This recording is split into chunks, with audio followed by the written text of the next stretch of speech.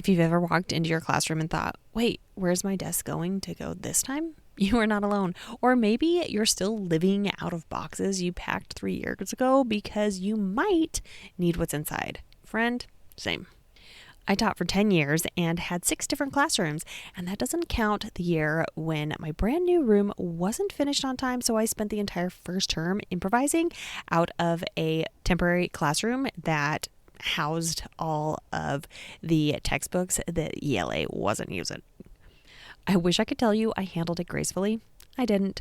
I remember walking around the building with my little milk crate of supplies, feeling like a guest in my own program. And honestly, that's what constant classroom changes do.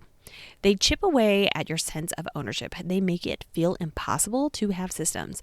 But here's what I've learned. Even if you can't control the room you're in, you can still control how you set up your stuff and your routines. Welcome to the Secondary Teacher Podcast, the podcast for middle and high school teachers juggling multiple preps to get the strategies to reduce overwhelm so that you don't have to choose between being an effective teacher and prioritizing important relationships. I'm your host, Kristen Masick, a 10-year high school engineering teacher, former middle school assistant principal, and teacher coach. Every week, we will discuss strategies, systems, and time-saving tips to help you not only survive but thrive as a multiple prep teacher. In today's episode, we are going to be talking about strategies to stay organized when you're always on the move. And this is actually one of the Ask Me Anything segments for the summer. And if you have a question that you are just dying to get the answer for, make sure that you send me a DM or an email with your question, and I will see what I can do to answer it on this podcast. So let's go back to the strategies. We are first going to think about zones, not Pinterest boards. I know it's tempting to start imagining a beautifully decorated, perfect labeled classroom, but when you teach multiple preps or you don't know where you'll land each year, you need to prioritize function over looks. Well, helped me was thinking in zones. So I had a student zone. Where will supplies live so they don't need to ask you 500 times for a stapler? Then the teacher zone. Where are the things only you should access? And then finally, the instruction zone. Where will you post daily objectives or reminders? When I finally got clear on those zones, I spent way less time hunting for materials and way more time actually teaching. So now you're going to think about labeling by purpose, not just by class. One of the biggest mistakes I made early on was labeling boxes by which prep they belonged to. So I had drafting, robotics, architectural design, when really what I needed was to know what to unpack first.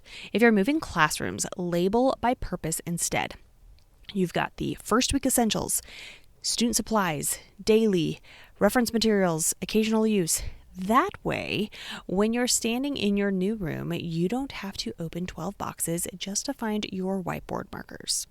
Next, we're going to move on to simplify what you're carrying between spaces. In my later years, I was teaching in 2 schools, one on A days and one on B days, and sharing classrooms at both. I tried to carry everything with me. Spoiler, it didn't go well. So here's what I'd do if I had to do it again. I would digitize what you can. If it can live in Google Drive, let it. Create a go bag, one small crate or rolling cart with the actual essentials you need every day, and then set up a permanent supply station at each site, even if it's just a plastic drawer unit. Your back and your sanity will thank you. Now, moving on to the next one, we are going to be talking about how to use visual routines to create stability. When your environment changes, your routines become the thing that feels safe. That's why predictable protocols are so important. Start every class with the same bell ringer format. Use the same exit ticket structure no matter what room you're in. And post a consistent agenda, even if it's on a sticky note taped to the wall. Students crave consistency too. It's calming for everyone. If you are listening to this and thinking, I'm so tired of starting over every year, I see you.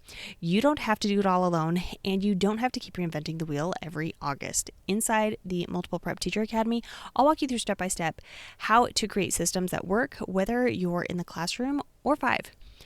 I'd love to help you build a plan you can rely on. You can learn more about it in the link in the show notes. And if you have any questions you'd like me to answer on the podcast, make sure to send me a DM on Instagram or reply to any of my emails. Until next time, remember, you don't have to be perfect. You just need a system that works for you. Talk soon.